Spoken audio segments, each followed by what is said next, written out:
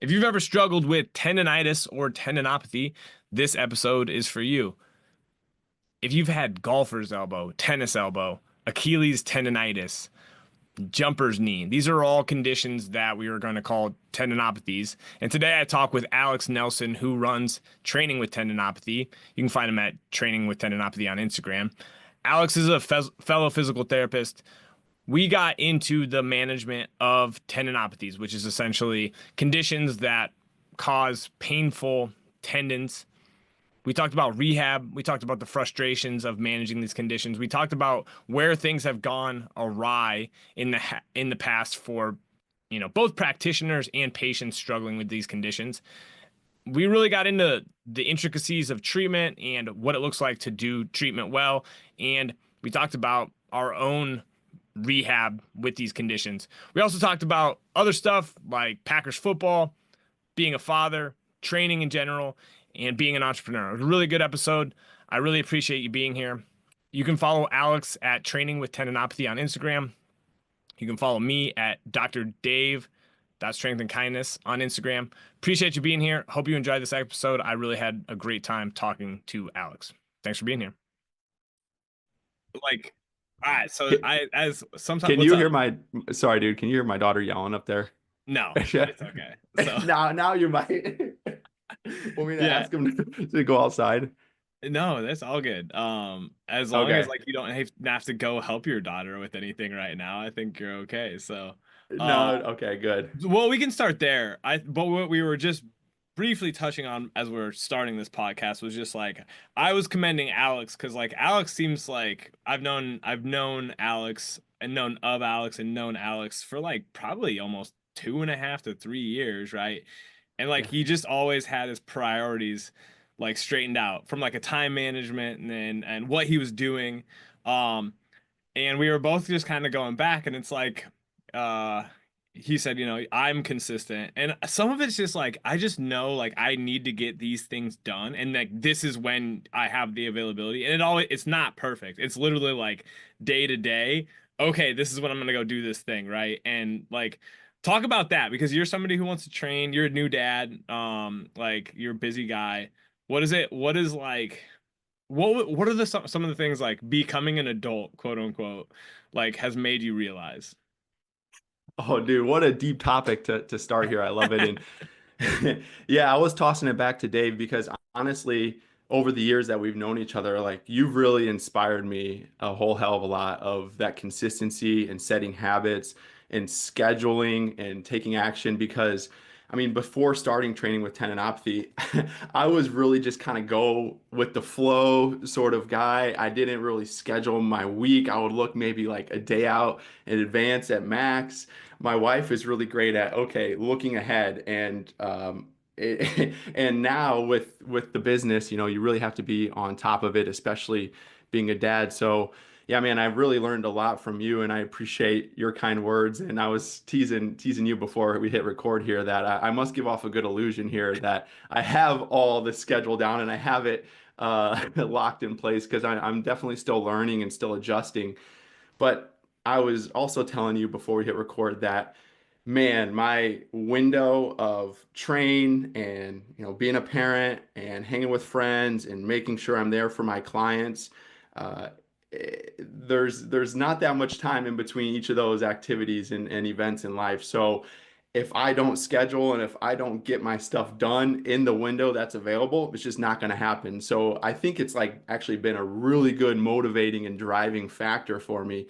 And even nowadays, dude, it's like so much so that in a good way that if I don't have something objective or like a task that I'm doing, I almost feel like I'm not growing or improving and I want that. I want that. I mean, even sending my taxes off and going to the post office yesterday, the little things help Yeah.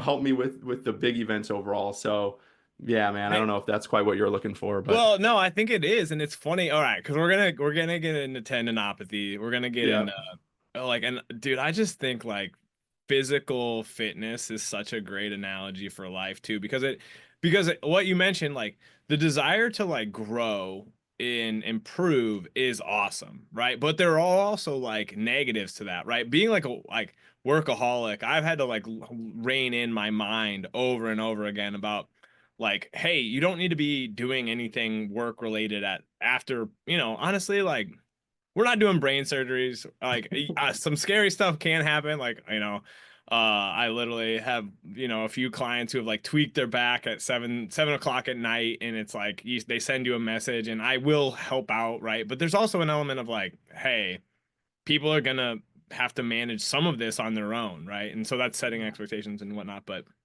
like, you going into, I mean, I think it's funny too if you're lucky enough to find a partner who's like complementary to you. Like my wife is very good at a lot of the things I am not, right? Like taxes, I basically just like spun them into a ball and I would just ship them to our accountant. And my wife's like, "How about we Yep. organize this and like do this?" And it was so much better this year that kind of she took the lead on it. Because she's just like the accountability of people. Like I grew up playing team sports, right? I am like the epitome of a teammate, right? I'm not the best guy on the team. I am the guy who's going to show up and he's going to try and I'm going to make sure like I'm trying to help other people improve, right? But like I look at like being a coach and like working with people and a practitioner that way too. The accountability of two people is like ultimately one of my biggest drivers, right? Oh yeah. Hmm. So, yeah, what's your thoughts on that and like cuz I think that's a big driver for you too, right? Oh, definitely. I mean, you mentioned the word team and the camaraderie there, and you hit on it, but you beat me to it. That's exactly what I think being a coach, being a physical therapist, working with the clients, especially in this digital setting, is all about. It's a team effort because there's times where the clients are going to have to take it a little bit more independently. You give them the tools, you work with them to give them the strategies, teach them skills and habits and training that's going to set them up not only for the short term but eventually the long term when they take it on their own and they have a lot of autonomy during the rehab process, especially in this setting. And so there's times, yeah, where maybe I'm the captain and I'm calling the shots, but at other times, man, you pass the ball off and you just let them work, and you got to let them navigate the ups and downs and the peaks and the valleys to some degree, and that's ultimately what's going to allow the most growth. And just like being there as a friend, as a coach, as a teammate, I think you hit the nail on the head there, man. What So I think I know that you struggled with some tendinopathy, and that was a big motivator for you to go into this specifically. Hmm. Um and so like let's talk about like your story with it. Maybe give me like I have a lot of physios on, so it's like why did you become a physio? You can do some of that too. But Yeah. yeah, like let's talk about kind of your quote unquote origin story with this. Okay. Yeah. It's not too interesting. I'll admit it. There's nothing too creative about my story here, but starting out, like why I wanted to become a physical therapist, I grew up active and playing sports and exercising, not really knowing what I'm doing exercising, surprisingly in high school sports. The football players, they had the weight room. I played soccer, so we didn't know anything about the weight room. Coaches never really taught me properly, so I do some sit-ups, some push-ups, and some pull-ups on my own at home, whatever.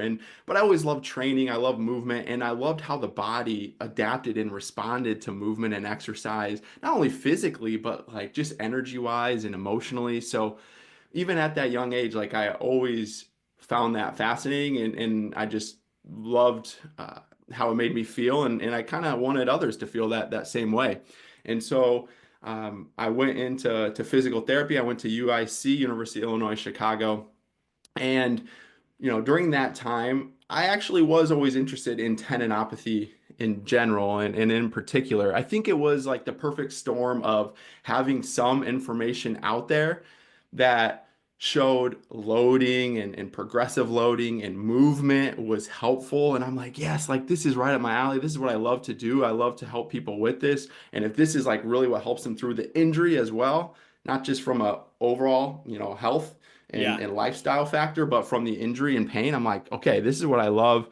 So it was like partly that and a combination of like rest is, at that time there was still debates on is rest beneficial? Is inflammation driving the tendon symptoms there? Is it inflammation or is it degeneration or what's going on? So it was like a combination of still some mystery there and like wanting to learn more and keeping my research mind and keeping my brain going, but then also enough that you're getting good response in the clinic with movement and heavy slow resistance training, which was kind of another hot topic at that time when I was in PT school. So I always had an interest in it even before I developed tendinopathy. In PT school, I did I did go through a stint of patellar tendinopathy. It was towards the tail end of my career in school. We were playing basketball all the time. We had like a really fun Dude, that group was the best of part of class. PT Yeah, school. It was just dude, I'm like telling you. we would go play basketball over it was so fun. I just to interject really quick, right? PT school was such a I kind of looked at PT school as like this is the recipe for what I want to try to make my life like, right? I had friends that I literally some of my buddies I would just shut my brain off and we would just say stupid stuff and we would laugh and then we would go play sports all the time and we were learning, right? Which learning I think is so good for the human mind, right?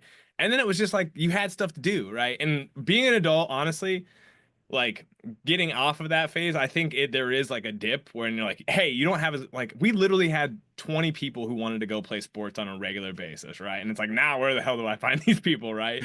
But it was so fun. So anyway, I just wanted to interject because it was awesome. Like we were always playing, right? So It was a blast. And no, that's a really good point too, because like kind of on that topic, in undergrad, I was probably on one side of the continuum where I mean, yes, I obviously studied hard and got the grades to get into PT school and did well, but I didn't really put the time to like have the long-term growth or like the long-term learning in place. It was just okay, study for the test, get the grades, move on. yeah. And I was having too much, I mean, I had so much fun in undergrad. And then the pendulum kind of shifted when I, like the first couple of years of PT school, I was like, man, I have to ace all these tests. I put a lot of pressure on myself to do well, just being a competitor. So the first couple of years, I don't think I balanced it too well, admittedly, reflecting back. So then maybe the last year I was like, okay, I've got the routine down, I got the rhythm. You really start to know your classmates.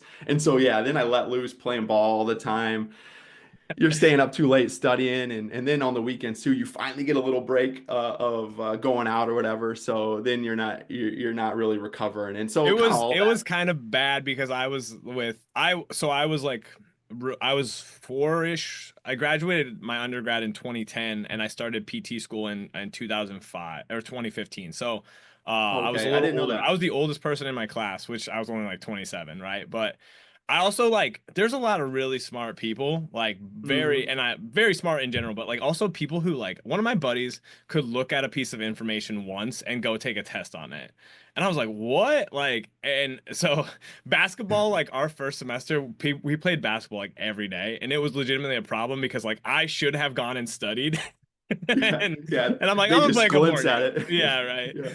So, but it's funny you say that too because also like I think being a student, you're just so you want to do really well, but like there is an element of like balance, right? And it's kind of Mhm. like finding that balance. Like I was probably too far on the end of the dude, you need to go home and get that extra hour of studying in instead of playing three more games of basketball here. But um it's like you should still try to have a life like in PT school a little bit, right? Like, go exercising during PT school was like the best thing for me when I figured it out because it's like, dude, your brain needs a break. You're not absorbing this information, right? Go move your body, right? Exactly, man. You can only sit at the desk for so long, and then movement and sleep is going to drive that memory in place there for the test. But yeah, man, spot on. It was about the balance, and I didn't really do that too well in terms of like my training and basketball. When I was lifting and training, it was kind of sporadic. I mean, I was consistent with it, but how I programmed was kind of sporadic and all over the place. And so I developed patellar tendinopathy, and that kind of lasted towards the tail end of my last year, and then even when I was going out and starting a job and working. And so that time, another transition was taking place. I got engaged, we're moving and starting a new job. So I just didn't really focus too well on my own rehab. And I'm really trying to help my patients and, get comfortable being in the clinic on my own. So navigating that, I didn't put the time and attention on myself, but I'm sure we'll get into it. But then even when I was in the clinic, I realized like how many people were struggling with tendinopathy and how mismanaged it was. I mean, I Yeah. was even personally mismanaging it. So I'm like, man, there's got to be a better way to help this population in particular. And then that's kind of led to where I'm at now. So let's talk about, because I know you were on Jake Tura's podcast, right? Mhm. Not to just I had Jake on my podcast, and Jake's just Jake's a super interesting guy. I like talking to him a lot. But like, so what are the misconceptions of well, like how it's developed, right? And maybe what Mhm. we know about it compared to 15 to 20 years ago. So let's talk through some of those things. Yeah, man. Probably the first one that comes to a lot of people's mind is like, "Hey, Alex, is it tendonitis or is it tendinopathy? Why is your page training with tendinopathy?" That's a big word. I've never never heard of it, right? When you Google it, most people Google tendonitis, and I think one of the biggest maybe misconceptions or even like still debates in areas where people are still learning a lot is like, hey, is inflammation involved to the extent we once thought it was? And going back, I mean, even when I was in PT school, we were taught by some professors, or you would read some papers, or of course blogs, and of course Google, right? And definitely among the social groups that like, hey, tendonitis is caused by inflammation, Yeah. and you did too much, and so you have to let the tendon rest. You have to calm down the inflammation. So take the NSAIDs. All right, let's get a cortisone injection to calm down the inflammation. And over time, we realized that that's not true to the extent we thought. Now, it is still very nuanced in the sense that load and activity is the driver of tendon changes, and tendinopathy, I think, is probably a better term for tendon pain, just because I do feel that the terminology should match the treatment. Yeah. And when we call something tendonitis, when people think of itis, so they're like, okay, there is inflammation present. So they think, okay, the treatment modalities do need to be the rest and NSAIDs, and they do need to go down that rabbit hole. Where tendinopathy gives off a little bit more of an umbrella term, a little bit more nuanced, especially for the research for us to like really nitpick on it. And so to dive a little deeper on this, as I said, like load and activity is the driver of some of these tendon changes. And there are inflammatory chemicals present in tendinopathy, and some of those inflammatory chemicals do cause some changes within the tendon, and a couple of things that happen. Basically, there is uptick in activity of the tendon cells. There's a change in the cell phenotype. So there's like type 1 collagen gets transferred to type 3 collagen. So basically, there's like a lot of disorganization of the collagen, and that creates basically a cascade of effects where there's new nerve growth, there's new vessel growth. The tendon just becomes a little bit weaker in some areas there, and we won't get into too much of the nerdiness unless you want to there. But We so can dive in a basically, little bit, but I'll ask it's you some more questions. yeah, definitely. So it's pretty nuanced there, but now we've learned that one of the best ways to heal tendons and actually manipulate and help with some of those like inflammatory chemicals is through load and a gradual progression of activity and exercise and getting people moving. So I'll stop there and then see where you want to take it. We'll dive deep, like, because like this is the tricky part about fitness and health and rehab in our day and age, right? Is like you have looked into the research, you have become very nuanced, and it is helpful, but there's Yeah. also just a level of like for the average person going through it, like you don't how much do you need to know, right?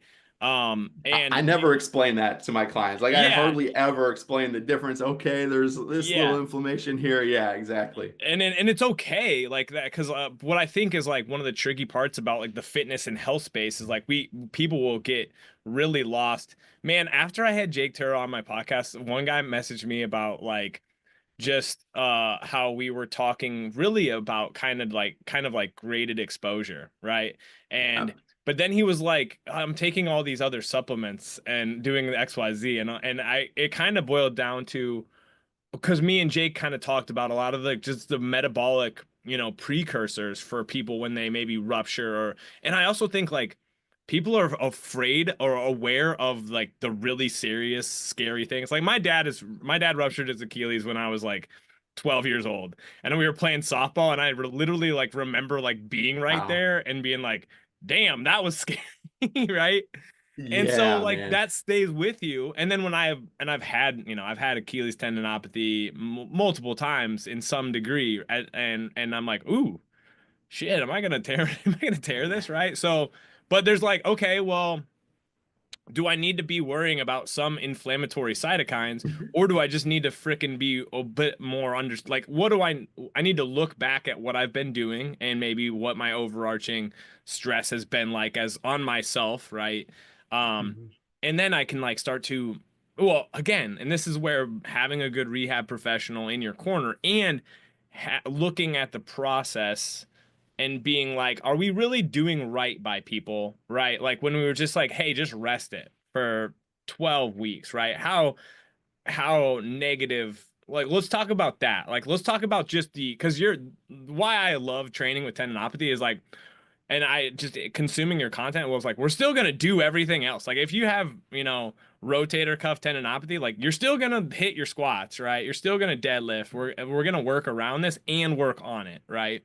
Yeah, yeah, and I think that's a really good point. And really, what I help my clients with is zooming out and looking at that. So if we're really going to simplify it, it's exactly what you said. We have to look at the training load and how to stay active and balancing the movements that maybe are a little bit too painful, and maybe we'll find some modifications or variations of those movements that make them a little bit more tolerable, or just slightly different variations that allow you to still train similar to that task and then eventually accomplish your same goals. But then on the other end, there's a lot of areas where we can still train fairly normal and hard and like stay active doing. And so you're exactly right. I mean, with tendinopathy, a lot of those tendon changes, I mean, they can happen with most people think of like, okay, overload, you did too much. Some of those tendon changes happen with that, but they can also happen with underloading if you're not doing enough. And so then when people rest for 12 weeks, they kind of just perpetuate a lot of those changes that happen and even like greater changes outside of the tendon. We got to zoom out and look at all those health related factors, from the muscle, from the nervous system, from the emotional standpoint, from the cardiovascular standpoint as well. And so, I mean, you're exactly right. To really simplify it, it's assessing where the person is at right now, what movements are maybe a little bit too symptomatic, giving them the reassurance that activity and loading is safe to do, even if you have some pain.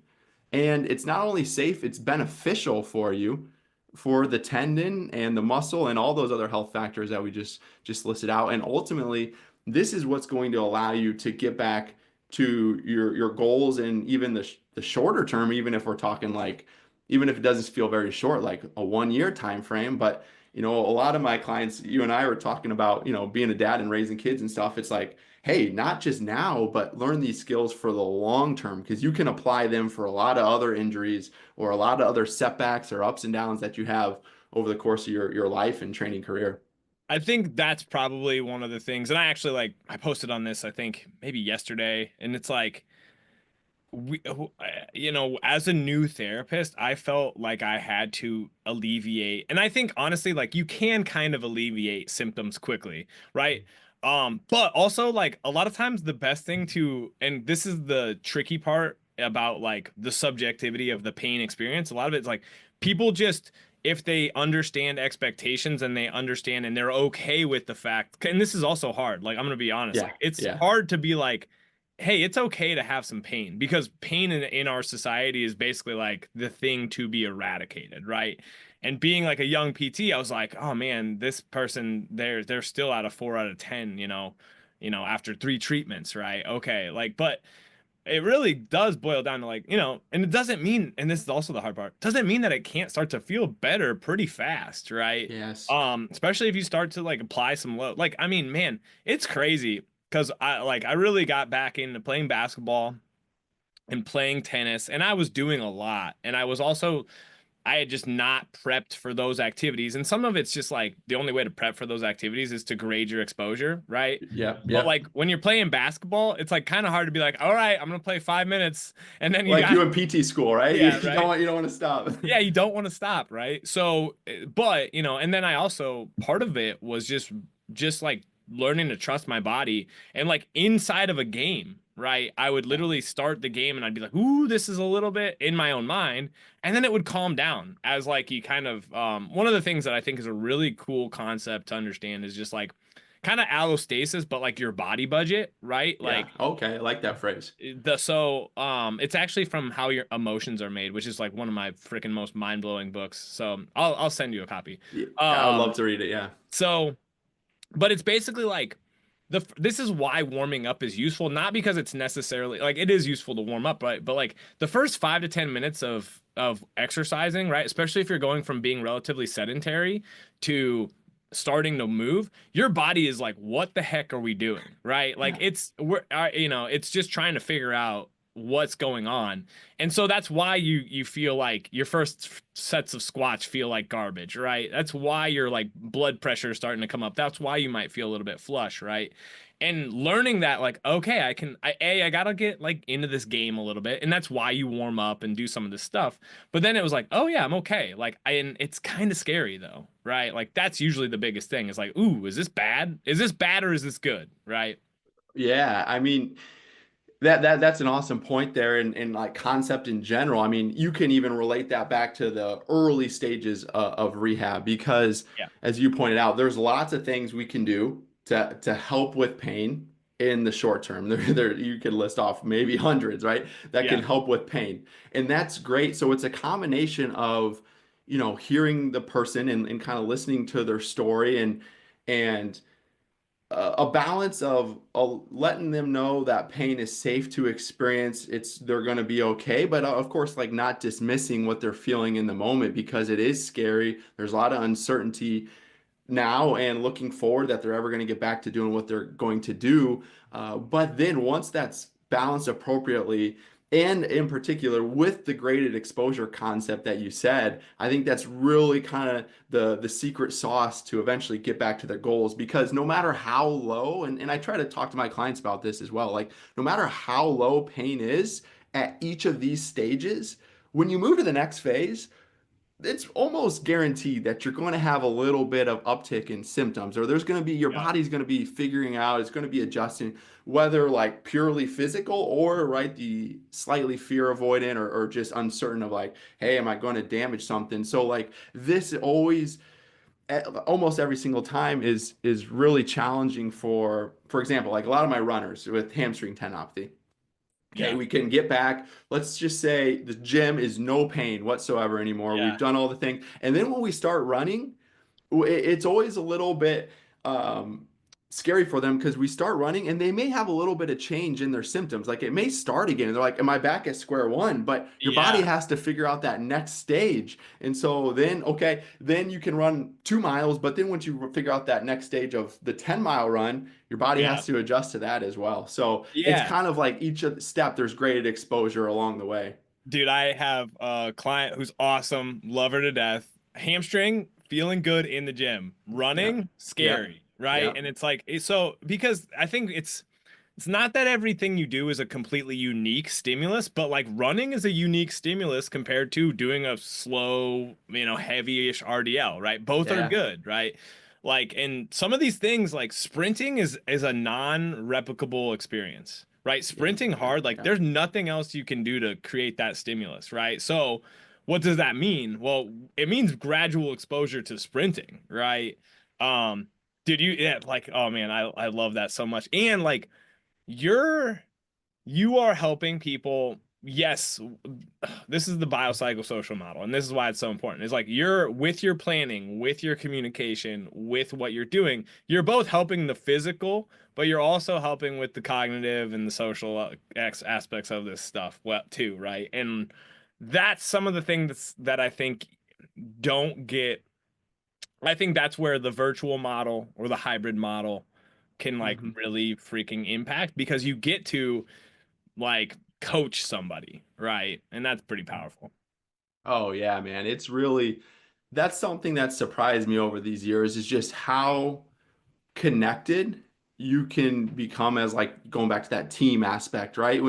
When you're a lot of people listening that have played sports, team sports, right? You know how connected you become with your team when you go through the tough times and as well as the great times, right? It's that cycle that really draws you close. And so some of the tougher moments with my clients ultimately lead to like the most rewarding in the Yeah. end because like it's so challenging, but as I said, you really become connected with your clients, especially in this avenue. I have multiple clients I've worked with for, man, since I've really started, so over Some three guys like years. flew in from like Germany, right? Or some like didn't somebody fly in from Europe to train with you? Yeah, that was awesome, man. So like you Yeah, get that's to awesome. connect with like people that I never would have thought I would get Yeah. the opportunity to connect with and like really build a genuine relationship and that trust, which is huge because there are symptoms throughout a lot of the way. Like you need to have trust, you need to have conviction in what you're doing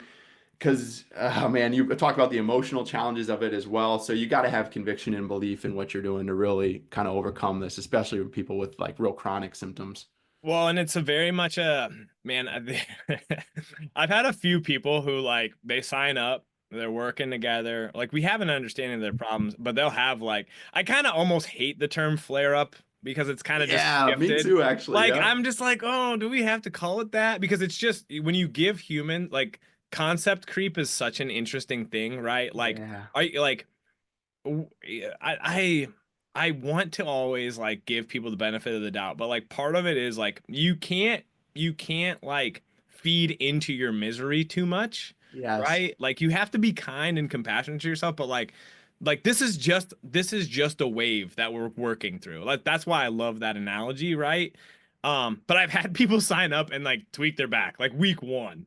And Oh, it's dude, like it's tough. Yeah. it sucks, right? Or they have a flare up, quote unquote. They have symptoms arise because of, but dude, it's amazing. Like, and honestly, too, it took about 3 to 5 reps of that were for me to be like, dude, you got to trust yourself. You got to lean in the communication, show up for them, because in kind of, it seems like when you're becoming a therapist, right, or becoming a medical practitioner, you feel like you're to blame, right? And to some extent, if you make a really bad decision, like you could be Yeah. to blame, Of right? course. Like Yeah. it's like, hey, you haven't deadlifted in 3 years. Let's throw 315 on the bar and see how you're doing, right? Like, so, but like, man, ultimately, that first wave, even if it's a little bit rocky, when you work through it with somebody, like the bond gets a little bit tighter, and they trust you, right? Because and you Yeah. just show up for them, which is powerful, right?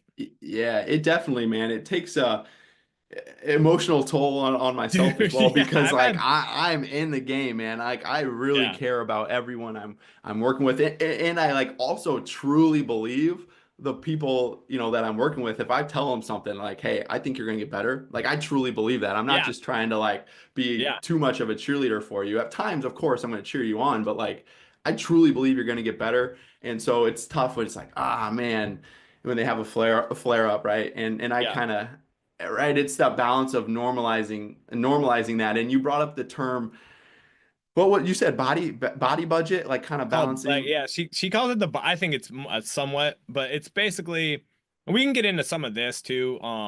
But basically it's like humans are wild, right? Because like Yeah, for fatigue even I read an article yeah, not like maybe a couple years ago that like fatigue is pretty much like a mental experience. Like bodily fatigue is kind of a mental experience. Basically, like it's like your body saying like, hey, you need to conserve some energy, right? And yeah, but like basically, at any given moment, you're just assessing, do I have the necessary resources to do this task? Because really at the end of the day, like all that matters is survival of our us as an organism, right? Yeah. And so, like, have you ever noticed, like, you have like a crappy few days, not a crap, yeah, let's just call it crappy few days. You're kind of worn down, you're tired. You go hang out with your buddies, and you feel great. Like, yeah, it's fun. You get out of your head space, right? Or this is the power of working out. A lot of times, like, working out is like a palate cleanse for whatever shit I'm going through, right? Yeah. Yeah. And it's because it's like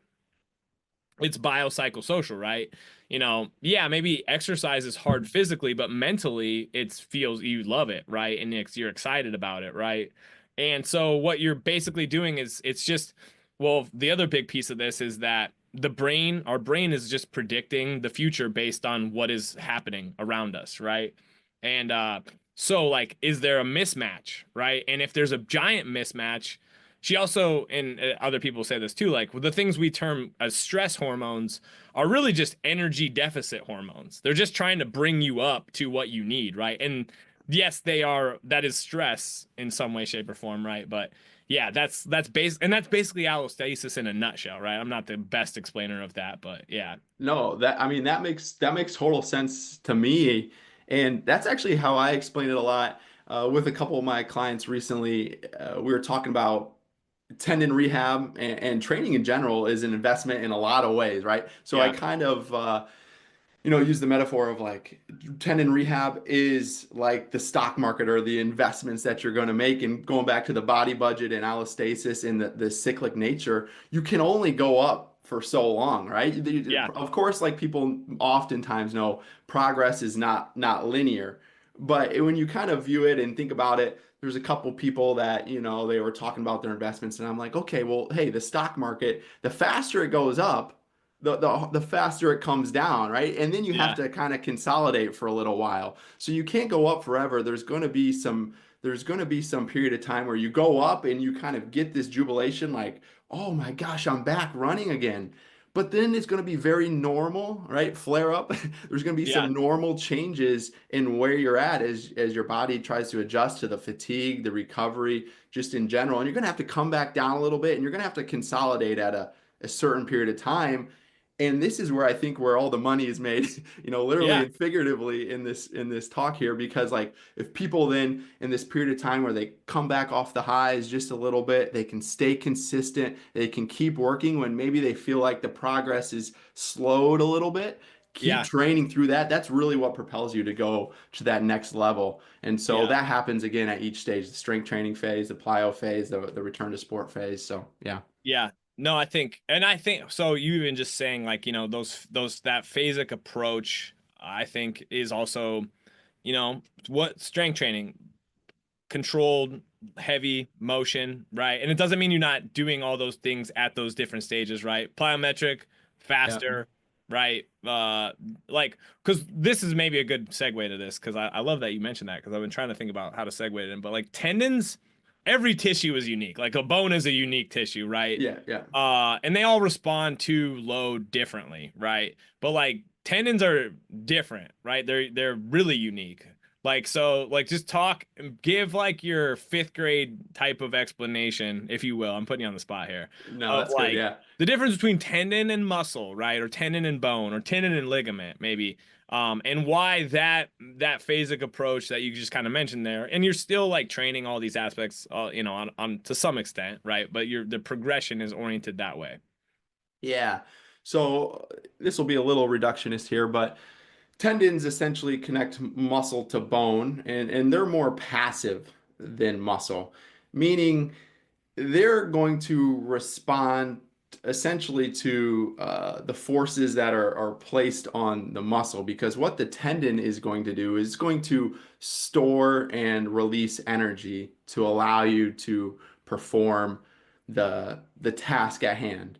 And they also do a really good job at kind of buffering some of those loads and forces, and not only allowing you to excel at your task, but kind of protect some of those other tissues like the muscle, like the bone, from some of maybe the extreme force demands of sport or whatever it is. And we can really dive deeper into some of that, because what that makes me think of is like isometrics and eccentrics and concentrics. Well, people always say, "Oh, are isometrics better or are eccentrics better?" Well, in reality, they're all about the same because the tendon just responds to the muscle, Yeah. and the muscle is the real kind of brain in the situation that knows, okay, is it an isometric? Is it a concentric? Is it an eccentric load? The tendon doesn't know all that. It just kind of takes the loads that the muscle gives it. So, how was that? Do I need That to? that was a, I put you on the spot there. Like that was a good that was a pretty good like fifth grade-esque thing. And I That was a think little one of maybe high, but yeah, I mean, it's like it's hard to know. I don't know where fifth graders are at on the anymore, right? But it's like, yeah, I think, okay, because I kind of alluded to, I was playing basketball yesterday morning, and one of the guys I play with, he's just being like, I got to take it easy because of my Achilles. So then I'm a PT. I'm gonna ask him like, what are you doing? How's it going, right? And well, he's basically like kind of just resting it, right? And I'm yeah, like, all right, man, like I'm just gonna give you a couple tips here. If you need more help, shoot me a message, right? We can talk. But like you gotta be okay with putting some heavy, slow resistance through it. So like, do you go to the gym? Yes. Okay, man, like calf raises on a leg press. Super, super simple, 2 to 3 sets of heavy 5 to 10-ish reps. yep, there's a lot of like I honestly think we get so into the micro of that sometimes. It's like just go put some heavy load through it. And if it's spot on. 15 reps, I don't care. If it's five, I don't care. Like and so he's like, okay, that sounds good. I'm like, all right, cool. The other thing is like, you could probably benefit from just if it's hurting throughout the day, just like go get up on your cat, like do a calf raise and hold it for 20 seconds. He's like, really, that will help? I'm like, yeah, I think just because sometimes it's just kind of gotten sensitive and you just need to like Yep. make it work. And he's like, okay, cool. And then I'm like, do you do any like jumping, right? And he's like, no, not really, right? I'm like besides playing basketball, I'm like, dude, Yeah. I would start to like, start really slow, but like do some jumping rope or some like, do you know, like just like, and I just kind of showed him like pogos Yeah. and I'm like, do those as like, all this stuff, do it like 1 to 2 times a week, and if it feels like you're on the right path, cool. Like if you don't, then let me know and we can get more nuance because I don't know what he's doing with the rest of his training, right? I don't know what he's doing with a lot of his lifestyle, right? And that's some of those things are big things to tweak, but it's basically like make it move, especially in the early stage, like do some slow, heavy shit, do some isometrics, keep training your legs, right? Especially, and Yeah. then like if you can start to jump a little bit, right? And I know you're like I also one of the best things I think for me was just like, dude, go for slow runs and just like at the Yeah. pace you tolerate. And it's like, holy shit, this was helpful too, right? So yeah.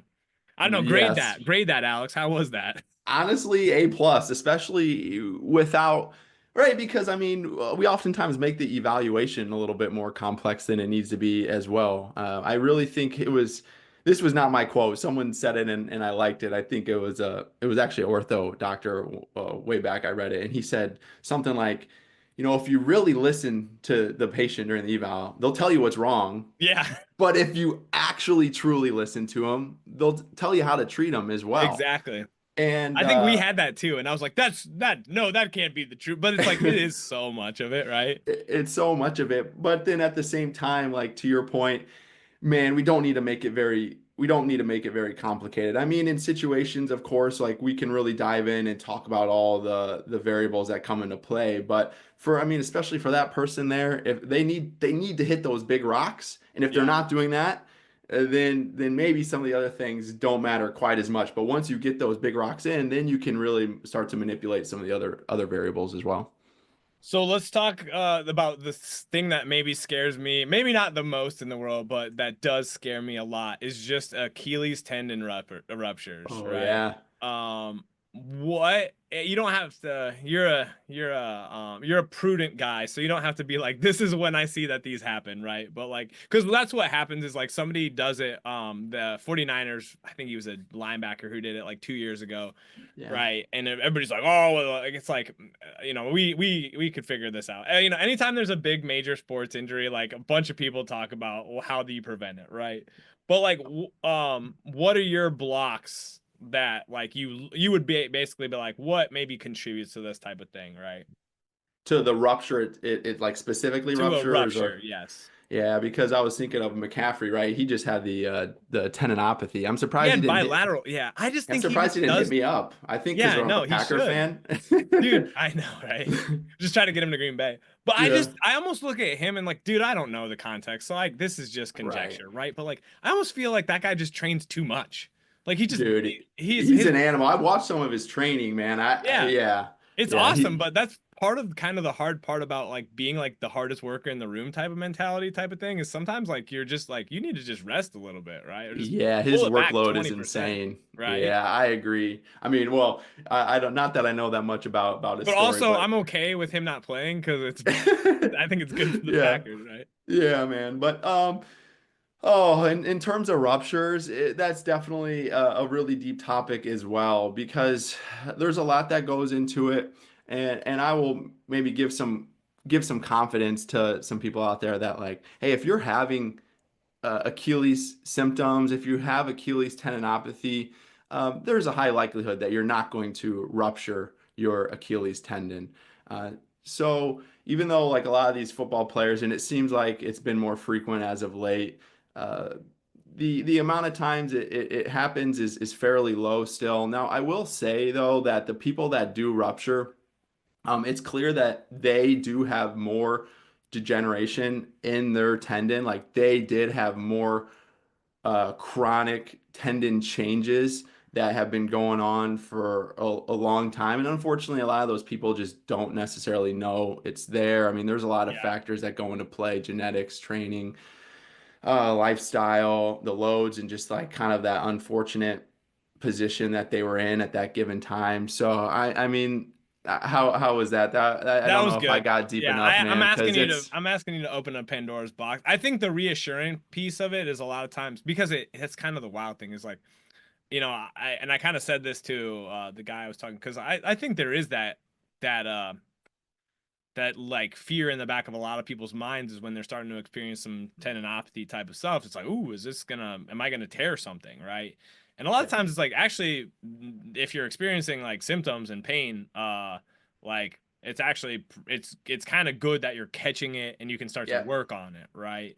exactly. Whereas like, and this is something that Jake Tura and would kind of, because I kind of made him do the same thing, which I'm putting people on the spot because there's No, so this is good. multi, I like this. I mean, it keeps the yeah, conversation like more it's natural too, as well. it's multifactorial, but it's like, Jake Turner's like, I literally, I talked to him, he's like, dude, I literally saw the first one I've ever seen at playing basketball like a week ago. And the Oh, guy, really? Okay. honestly, like, bigger guy, and he literally, this was like his first time playing basketball in a long time, right? Yeah, dude. And you spike workload, and you also have like the metabolic factors to it and the load. I mean, there's the reality of that. Like, and also I mean, I remember my dad, we were playing softball at Easter, right? So we're on grass, like he takes a weird step back and, Yeah.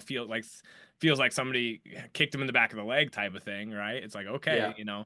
And my dad honestly too had a lot of metabolic changes in his like 30s from being a really active guy to being a not so active guy, right? So that's kind of where a lot of my like I really do believe if you can just keep people training in some capacity throughout the lifespan, life is just so much better for people, right? Oh, yeah. And I'm glad you touched on the metabolic factors of it because I think that's actually really important in a situation like this, as well as the consistency of training and keeping up and not having the large spikes in novel activity, especially like the higher rate of loading positions where you're stepping back, trying to pull that MJ move that you haven't done in Yeah. 15 years, right?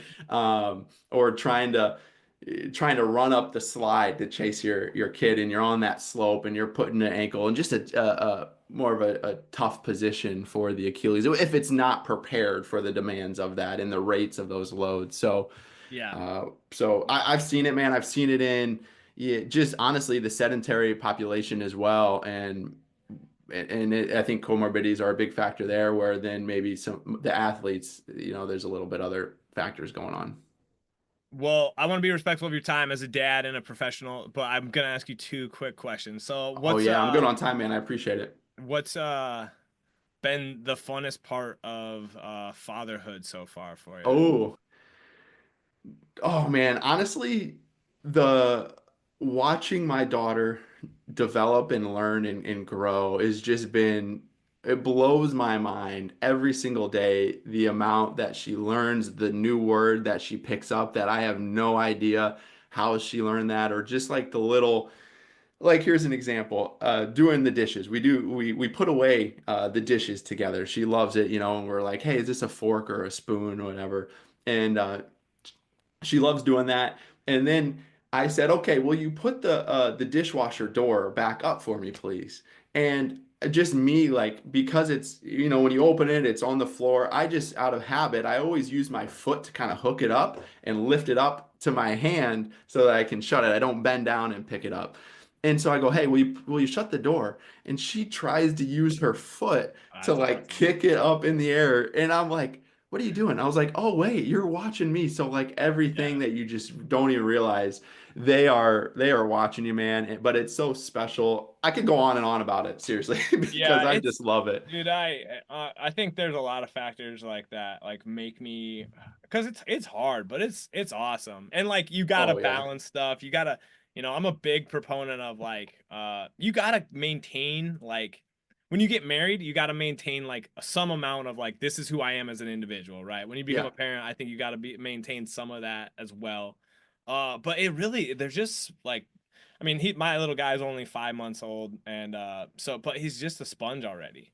Like even just like when you're talking to him and he's like going back to you, like he's trying to communicate, right? Oh yeah.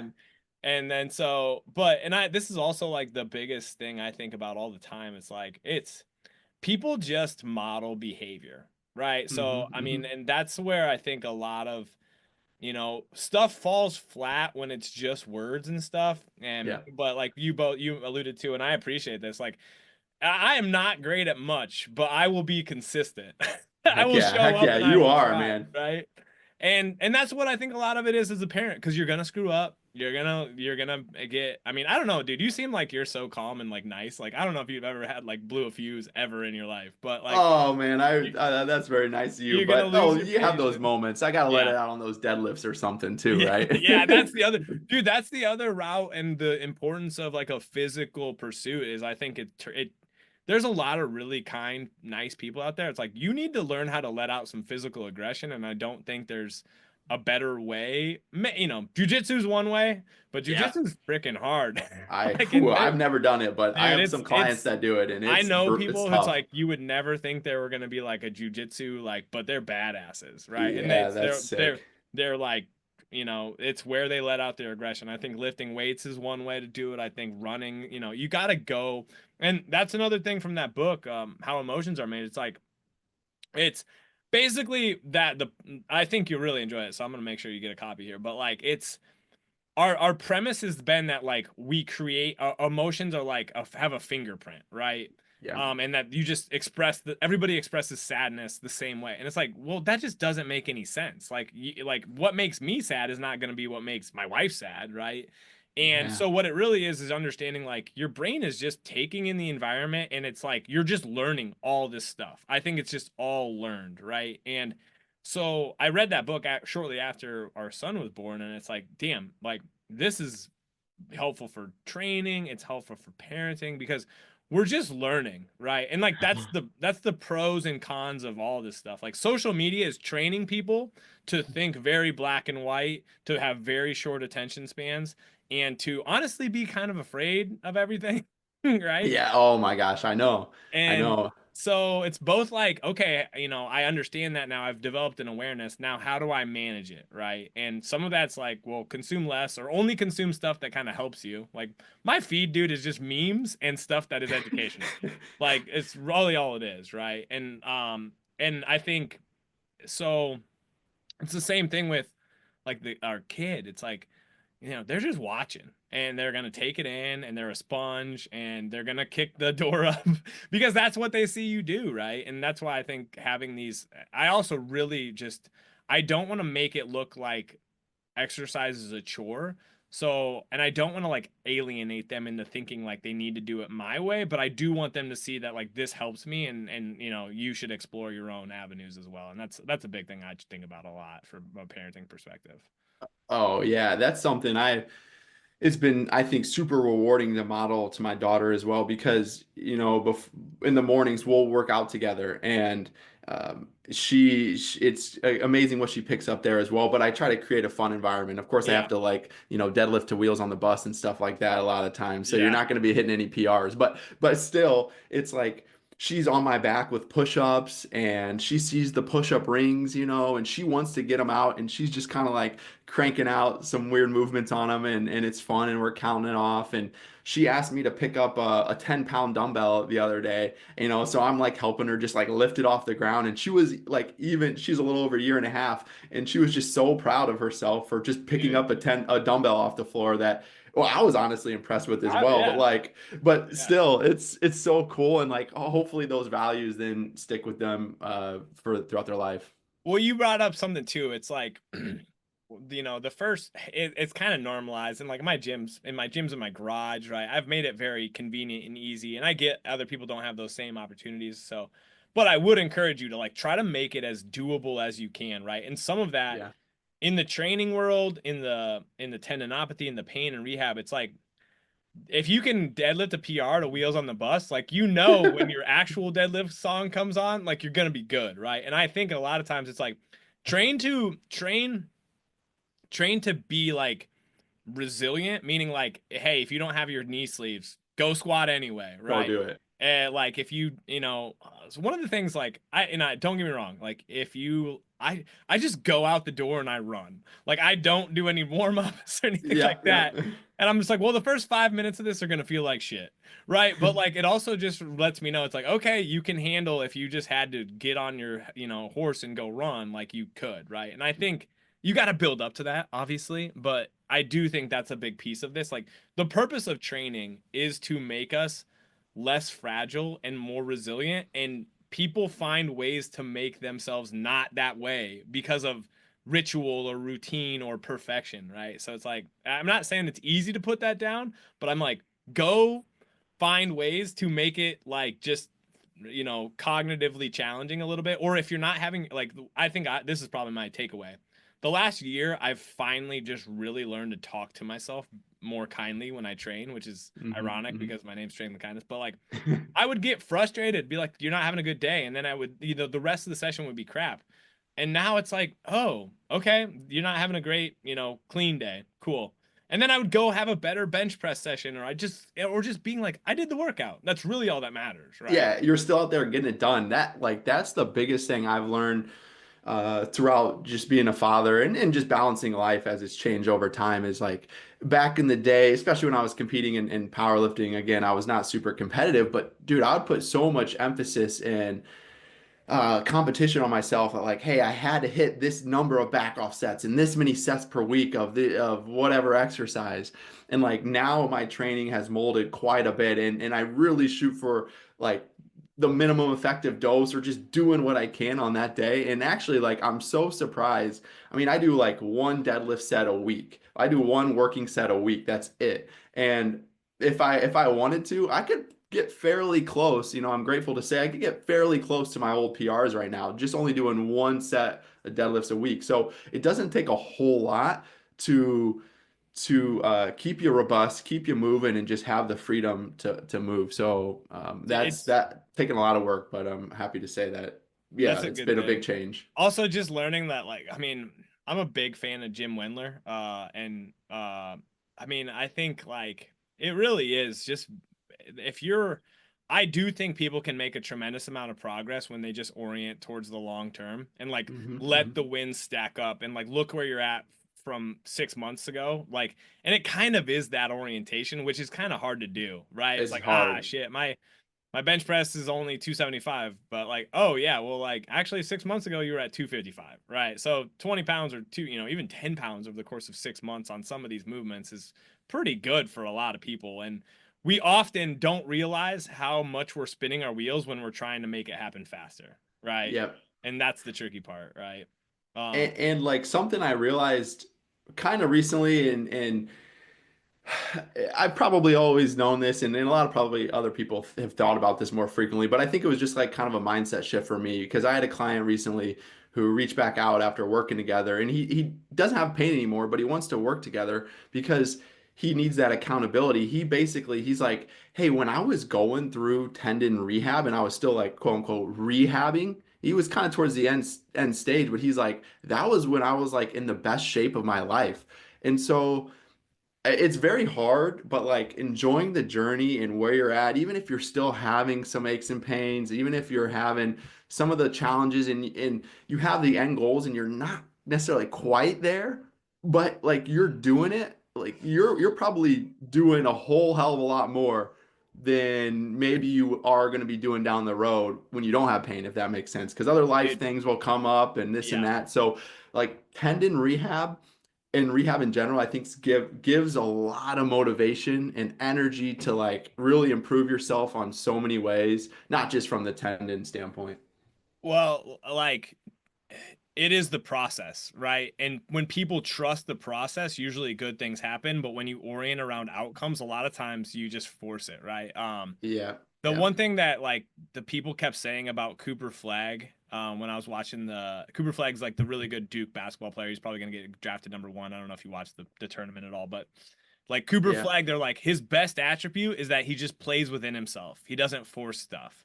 Right. And I'm like, damn, that's like such a for a seven. He's like 18 years old too. For like an 18-year-old kid to Is he just that like, young? Wow. yeah, he actually graduated high school a year early so that he could play for Duke at 18, and then he's Oh gonna get wow, I didn't drafted know that. first. Yeah, like he like, and he just, it's like you just, if you don't force stuff and you trust it and you push yourself, like it's this this Yeah. space, right? Yeah, you hit it on the head, man. I think so much of when people, I can feel it with certain clients. It's like you're trying to force this, and like let's just create this process that really works for you, right? Phoebe, come here. Mhm. All right, I want to end. Quick All question: right. Yeah, is yeah. Aaron Rodgers just a walking ball of drama? Well, you know what? I haven't paid much attention to him anymore now that he's off the Packers. Dude, So I what's just he said loved him. recently? I just loved him. He's just such a good quarterback, right? Like I Yeah, continue to yeah, pay attention to him, but I think for the Packers organization as a whole, I think like Jordan Love's going to be a good fit because I think he's a team guy, right? And I think that's yeah. really important.